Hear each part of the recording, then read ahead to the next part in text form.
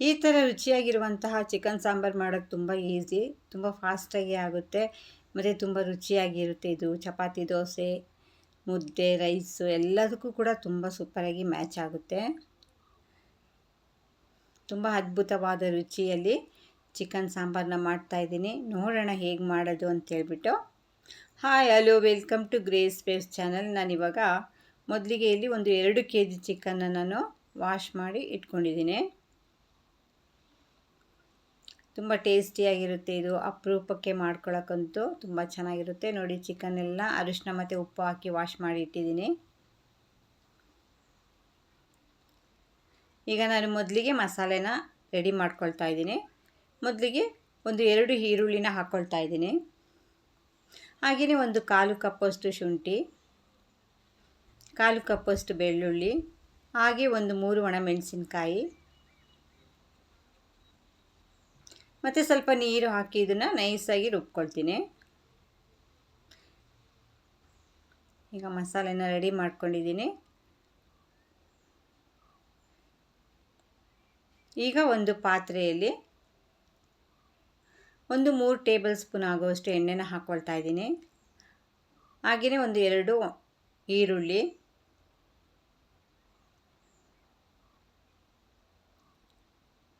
ಮತ್ತು ಒಂದು 5 ಹಸಿಮೆಣಸಿನ್ಕಾಯಿ ಮತ್ತು ಸ್ವಲ್ಪ ಕರಿಬೇವು, ಇಷ್ಟನ್ನು ಹಾಕ್ಕೊಂಡು ಇವಾಗ ಸ್ವಲ್ಪ ಫ್ರೈ ಮಾಡ್ಕೋಬೇಕು. ಈರುಳ್ಳಿ ಸ್ವಲ್ಪ ಕಲರ್ ಚೇಂಜ್ ಆಗೋವರೆಗೆ ಫ್ರೈ ಮಾಡ್ಕೋಬೇಕು. ಗೋಲ್ಡನ್ ಕಲರ್ ಬರಬೇಕು, ಅಲ್ಲಿವರೆಗೂ ಫ್ರೈ ಮಾಡ್ಕೊಳ್ಬೇಕು.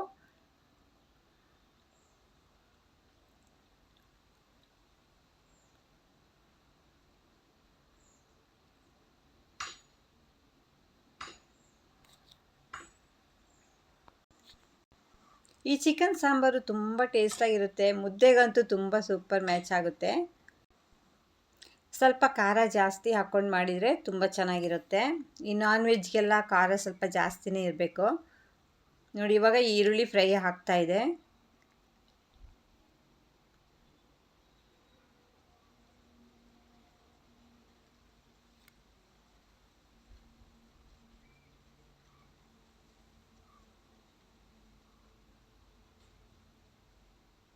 ಕಲರ್ ಕೂಡ ಚೇಂಜ್ ಆಗ್ತಾ ಇದೆ ಈರುಳ್ಳಿದು. ಈಗ ಕಲರ್ ಚೇಂಜ್ ಆಯಿತು, ಗೋಲ್ಡನ್ ಕಲರ್ ಬಂದಿದೆ ಅಲ್ವಾ. ಈಗ ನಾನು ರುಬ್ಬಿರುವಂಥ ಮಸಾಲೆನ ಇದಕ್ಕೆ ಆ್ಯಡ್ ಮಾಡ್ಕೊಳ್ತಾ ಇದ್ದೀನಿ. ಈಗ ಮಸಾಲೆನ ಹಾಕ್ಬಿಟ್ಟು ಒಂದು 2 ನಿಮಿಷ ಚೆನ್ನಾಗಿ ಫ್ರೈ ಮಾಡ್ಕೋಬೇಕು. ಈ ಮಸಾಲೆ ಎಣ್ಣೆಲಿ ಫ್ರೈ ಆದ್ರೇ ತುಂಬ ಟೇಸ್ಟಿಯಾಗಿರೋದು. ಅದಕ್ಕೋಸ್ಕರ ಚೆನ್ನಾಗಿ ಫ್ರೈ ಮಾಡ್ಕೋಬೇಕು. 2 ನಿಮಿಷ ಮೀಡಿಯಮ್ ಫ್ಲೇಮಲ್ಲಿನೇ ಫ್ರೈ ಮಾಡೋಣ.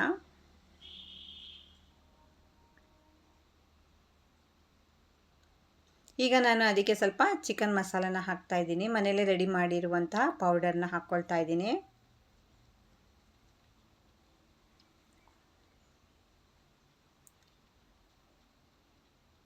ಮತ್ತು ಸ್ವಲ್ಪ ಧನಿಯಾ ಪೌಡರ್ ಕೂಡ ಹಾಕ್ಕೊಳ್ತಿದ್ದೀನಿ.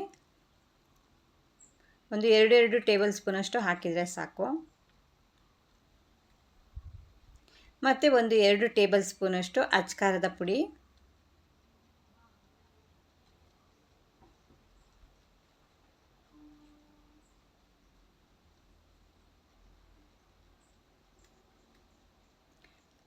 ಮತ್ತು ಸ್ವಲ್ಪ ಅರಿಶಿನ ಪುಡಿ,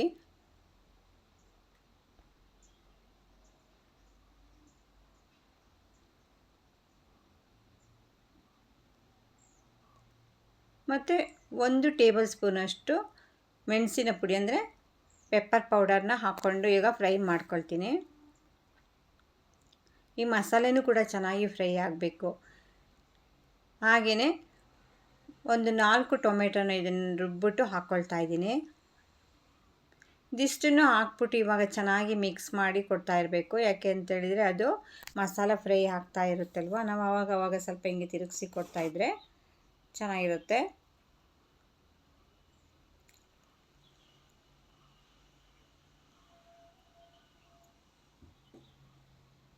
ಇದಕ್ಕೆ ಬಿಸಿ ಬಿಸಿ ಚಪಾತಿ ಇರ್ಬೋದು, ಮತ್ತು ಬಿಸಿ ಬಿಸಿ ಮುದ್ದೆ ಜೊತೆ ತುಂಬ ಚೆನ್ನಾಗಿರುತ್ತೆ. ಮತ್ತು ರೈಸ್ಗೂ ಕೂಡ ತುಂಬ ಚೆನ್ನಾಗಿರುತ್ತೆ. ಈಗ ನಾನು ಮಸಾಲೆ ಫ್ರೈ ಆಯಿತು. ಈಗ ಚಿಕನ್ನ ಆ್ಯಡ್ ಮಾಡ್ಕೊಳ್ತಾ ಇದ್ದೀನಿ.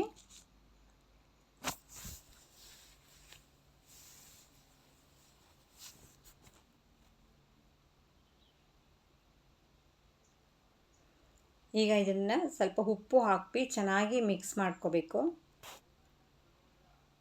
ನಾನು ಮೇಲೆ ಒಂದು ಸ್ವಲ್ಪನೂ ಕೂಡ ನೀರು ಹಾಕೋದಿಲ್ಲ. ಯಾಕೆ ಅಂತ ಹೇಳಿದರೆ ಚಿಕನ್ನೇ ನೀರು ಬಿಟ್ಕೊಂಡ್ಬಿಡುತ್ತೆ.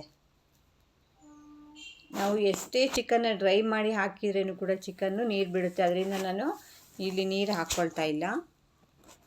ಈಗ ನಾನು ಮುಚ್ಚಿಬಿಟ್ಟು ಒಂದು 2 ನಿಮಿಷ ಬಿಡ್ತಾಯಿದ್ದೀನಿ. ನೋಡಿ, ಎಣ್ಣೆ ಬಿಟ್ಕೊಳ್ತಾ ಇದೆ. ಒಂದು 10 ಮಿನಿಟ್ಸಲ್ಲೆಲ್ಲ ಈ ಚಿಕನ್ ಸಾಂಬಾರು ರೆಡಿ ಆಗುತ್ತೆ. ಇದಕ್ಕೆ ನಾನು ತೆಂಗಿನಕಾಯಿನೂ ಕೂಡ ಯೂಸ್ ಮಾಡ್ತಾ ಇಲ್ಲ. ತುಂಬ ಅರ್ಜೆಂಟಾಗಿ, ತುಂಬ ಬೇಗನೆ ಫಾಸ್ಟಾಗಿ ಆಗುತ್ತೆ ಇದು ಈ ಥರ ಮಾಡಿದರೆ.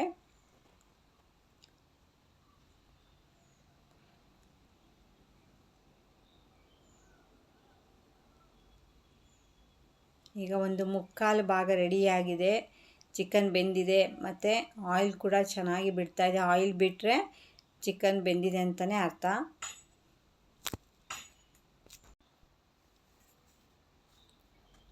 ಸ್ವಲ್ಪ ಟೇಸ್ಟ್ ನೋಡಿಬಿಟ್ಟು ಮತ್ತು ಖಾರ ಉಪ್ಪು ಏನಾದರೂ ಕಡಿಮೆ ಇದ್ದರೆ ಸ್ವಲ್ಪ ಆ್ಯಡ್ ಮಾಡ್ಕೋಬೋದು. ಈಗ ನಾನು ಎಲ್ಲ ಕರೆಕ್ಟಾಗಿದೆ ಅಂದ್ಕೊಳ್ತಿದ್ದೀನಿ.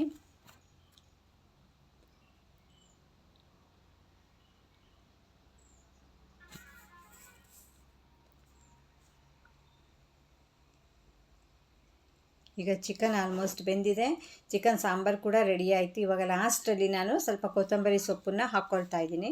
ಬೇಕಂತೇಳಿದರೆ ಸ್ವಲ್ಪ ನಿಂಬೆ ರಸನೂ ಕೂಡ ಆ್ಯಡ್ ಮಾಡ್ಕೋಬೋದು.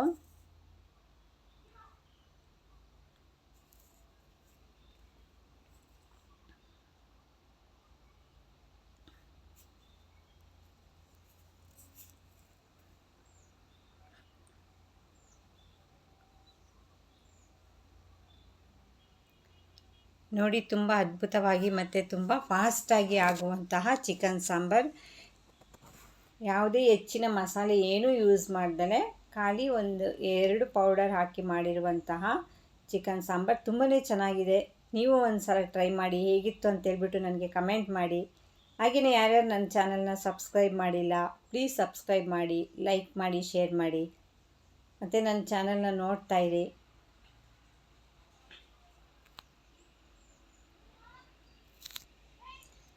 ನಾನು ಹೊಸ ರೆಸಿಪಿ ಜೊತೆ ನಾನು ಪುನಃ ನಿಮಗೆ ಸಿಗ್ತಾ ಇರ್ತೀನಿ.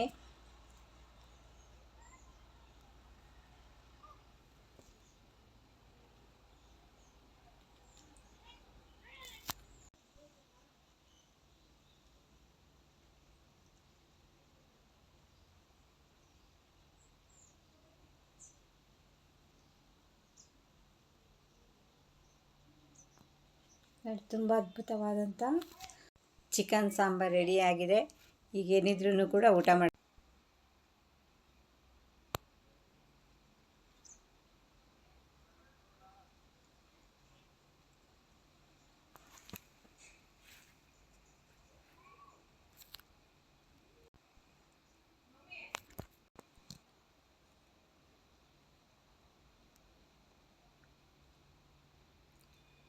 ನೋಡಿ, ತುಂಬ ಅದ್ಭುತವಾಗಿ ತುಂಬ ರುಚಿಯಾಗಿರುವಂತಹ ಚಿಕನ್ ಸಾಂಬಾರು ರೆಡಿಯಾಗಿದೆ. ಇವಾಗ ನಾನು ಇದನ್ನು ಮುದ್ದೆ ಮತ್ತು ರೈಸ್ ಜೊತೆ ಊಟ ಮಾಡ್ತಾಯಿದ್ದೀನಿ.